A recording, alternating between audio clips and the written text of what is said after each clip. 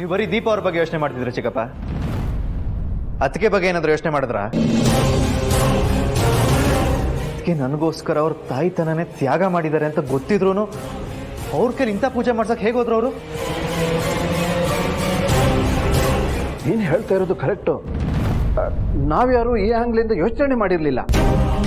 ಏನೋ ಸೌಂದರ್ಯನಿಗೆ ಒಳ್ಳೇದಾಗ್ಲಿ ಅಂತ ಈ ಪೂಜೆ ಮಾಡಿಸಿದ್ದಾಳೆ ಅಂದ್ಕೊಂಡು ನಾವೆಲ್ಲರೂ ಖುಷಿಯಿಂದ ಪೂಜೆಯಲ್ಲಿ ಭಾಗವಹಿಸಿದ್ವಿ. ದೀಪ ಅವ್ರು ನಿಮ್ಮ ಕಣ್ಮುಂದೆ ಇಷ್ಟೆಲ್ಲ ತಪ್ಪು ಮಾಡ್ತಿದ್ರು, ನೀವು ಯಾರು ಅದಕ್ಕೆ ಬಗ್ಗೆ ಯೋಚನೆ ಮಾಡಲಿಲ್ಲ. ಅಟ್ಲೀಸ್ಟ್ ಇದು ಅದಕ್ಕೆ ಇಷ್ಟ ಆಗಲ್ಲ ಅಂತ ನೀವು ಯಾರೂ ಹೇಳಲಿಲ್ಲ. ಅದು ಬಿಟ್ಟು ಇವಾಗ ನಾನು ದೀಪ ಅವ್ರನ್ನ ಬೈತಿರೋದೇ ತಪ್ಪು ಅಂತ ಹೇಳ್ತಾ ಇದ್ದೀರಾ.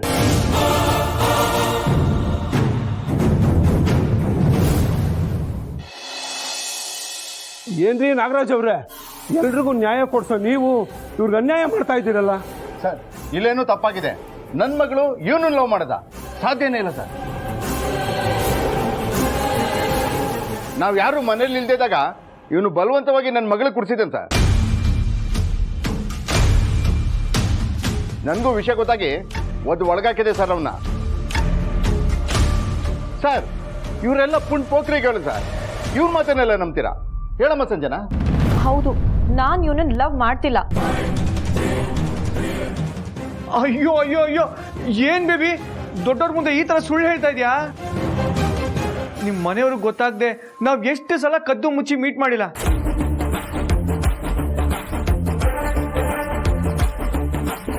ಮೀಟ್ ಆಗೋದು ಅಲ್ದೆ ಏನೇನ್ ಮಾಡ್ಬಾರ್ದು ಅದೆಲ್ಲ ಮಾಡಿಲ್ವಾ?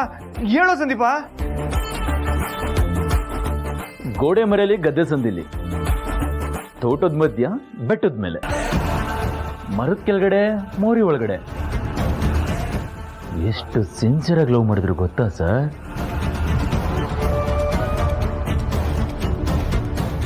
ಆಗಿಲ್ದೆ ಇರೋದನ್ನೆಲ್ಲ ನಂಬೋ ತರ ಸುಳ್ಳು ಹೇಳ್ಬೇಡ ಸಂದೀಪ. ನಾನ್ ಯಾಕೆ ಈ ನರಸಿಂಹನ್ ಲವ್ ಮಾಡ್ಲಿ? ನನಗೂ ಇವನ್ಗೂ ಹೇಗೋ ಮ್ಯಾಚ್ ಆಗುತ್ತೆ. ನೋಡಿದ್ರಾ ಸರ್, ಎಂತ ಪಾಯಿಂಟ್ ಸಿಕ್ತು. ಆಗ್ಲೇ ನಾನು ಯಾರು ಅಂತಾನೆ ಗೊತ್ತಿಲ್ಲ ಅಂತ ಹೇಳ್ದವಳು ಈಗ ನನ್ನ ಹೆಸರು, ನನ್ನ ಫ್ರೆಂಡ್ ಹೆಸರು ಹೇಗೆ ಕರೀತಿದ್ದಾಳೆ.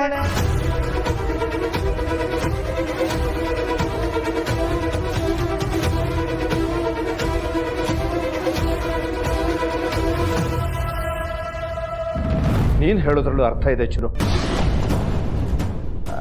ನಮಗೆ ಆಗಿರೋ ಖುಷಿಗೆ ಈ ಸೌಂದರ್ಯನಿಗೆ ಅವಮಾನ ಆಗ್ತಿದೆ ಅನ್ನೋದು ನೆನಪೇ ಆಗಲಿಲ್ಲ.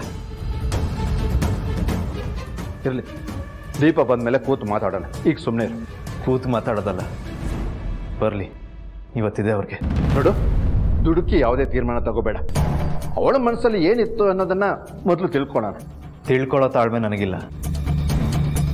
ನನ್ನ ಮಗಳಿಂದ ನಿನ್ಗೆ ಏನೇ ತೊಂದರೆ ಆಗಿದ್ರು ನಾನು ನಿನ್ನ ಹತ್ರ ಕ್ಷಮೆ ಕೇಳ್ತೀನಿ. ದಯವಿಟ್ಟು ನನ್ನ ಮಗಳಿಂದ ನೀನು ದೂರ ಇದ್ಬಿಡು. ಮದುವೆ ವಯಸ್ಸಿಗೆ ಬಂದಿದ್ದಾಳೆ, ಎಲ್ಲೋ ಕಷ್ಟಪಟ್ಟು ನಾವು ಸಂಬಂಧ ಹುಡುಕಿದ್ವಿ, ಅದಕ್ಕೂ ನೀನು ಕಲ್ಲು ಹಾಕ್ಬಿಟ್ಟಿಯಲ್ಲಪ್ಪ. ಹಾಗಾದ್ರೆ ನಿಮ್ಮ ಮಗಳು ನನ್ನ ಬಾಳಿಗೆ ಬೆಂಕಿ ಇಟ್ಟಿದ್ದಾಳಲ್ಲ, ಮೊದಲು ಅವಳಿಗೆ ಉಗಿದು ಉಪ್ಪಿನಕಾಯಿ ಹಾಕಿ ಆಮೇಲೆ ನನಗೆ ಬುದ್ಧಿ ಹೇಳಿವ್ರಂತೆ. ನೀನ್ ಯಾವನೋ ನನ್ ಬಗ್ಗೆ ಮಾತಾಡೋದಕ್ಕೆ? ಬಂದಿರೋರ್ ಮುಂದೆ ನನ್ ಮಾನ ಮರ್ಯಾದೆ ತೆಗಿತ್ಯಾ? You idiot!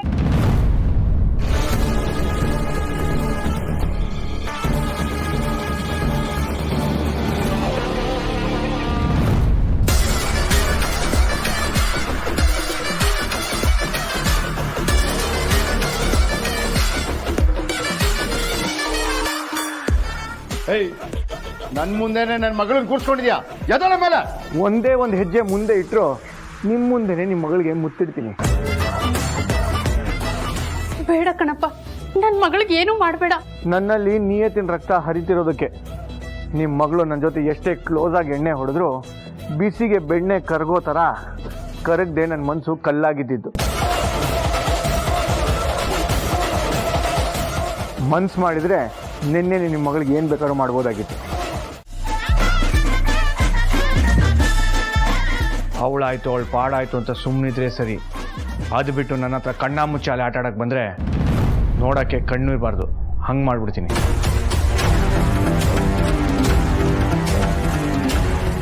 ಏನೋ ನನ್ನ ಮುಂದೆನೆ ನನ್ನ ಮಗಳಿಗೆ ಆವಾಜಾಗ್ತಿದ್ಯಾ? ನಿನ್ನನ್ನು ಮಾತ್ರ ಸುಮ್ಮನೆ ಬಿಡಲ್ಲ, ನೋಡ್ಕೊತೇನೆ. ಏನಯ್ಯ ಮಾಡ್ತೀಯಾ? ನನ್ನನ್ನು ಸ್ಟೇಷನ್ಗೆ ಹಾಕಿ ಏರೋಪ್ಲೇನ್ ಹತ್ತಿಸ್ತೀಯಾ? ಇಲ್ಲ ನಮ್ಮ ಸಾಹೇಬ್ರ ಕೆಲ್ಸಕ್ಕೆ ತೊಂದರೆ ಕೊಡ್ತೀಯಾ? ಅದು ಬಿಟ್ಟರೆ ಇನ್ನೇನು ಕಿಸಕ್ಕಾಗುತ್ತೆ ನಿನ್ನ ಕೈಲಿ?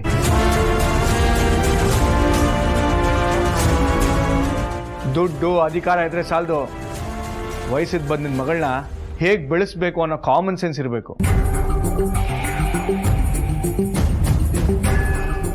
ಒಂದು ತಿಳ್ಕೊಳ್ಳಿ ಮಿಸ್ಟರ್ ನಾಗರಾಜ್, ನೀವು ಏನೇ ಕಾಟ ಕೊಟ್ಟರು ನಿಮ್ಮ ಮಗಳು ಜುಟ್ಟು ಜನವಾರ ನನ್ನ ಕೈಲಿ ಅನ್ನೋದು ಮಾತ್ರ ಮರಿಬೇಡಿ. ಏನೇ ಮಿಟಿಕ್ಲಾಡಿ, ಇನ್ಮೇಲಾದರೂ ಹೀಗೆ ಮೈ ತುಂಬ ಬಟ್ಟೆ ಹಾಕ್ಕೊಂಡು ಹಳ್ಳಿ ಹುಡುಗಿರ ಥರ ತಗ್ಗಿ ಬಗ್ಗಿ ನಡೆಯೋದನ್ನ ಕಲಿ. ಆಗ್ಲಾದರೂ ಮೈ ಕೈ ಗಟ್ಟಿರೋನ್ ಸಿಗ್ತಾನೆ. ಇಲ್ಲ ಅಂದರೆ ನಿಮ್ಮ ಅಪ್ಪನ ಹತ್ರ ದುಡ್ಡಿದೆ, ನಿನ್ನ ಹತ್ರ ಯವ್ವನ ಇದೆ ಅಂತ ನೀನು ತಲೆ ಕೆಡಿಸಿ ಯಾವನಾದರೂ ಅವ್ನ ಬುಟ್ಟಿಗೆ ಬಿಳಿಸ್ಕೋತಾನೆ. ಹುಷಾರು ಬೇಬಿ, ನಾನು ಬಂದ ಕೆಲಸ ಮುಗೀತು, ತಲೆ ಕೆಡ್ಸ್ಕೊಂಬಿಡಿ. ನನಗೆ ತಲೆ ಕೆಟ್ಟಾಗೆಲ್ಲ ಬರ್ತಾ ಇರ್ತೀನಿ. ಸಂದೀಪ ಎತ್ಕೊಳ.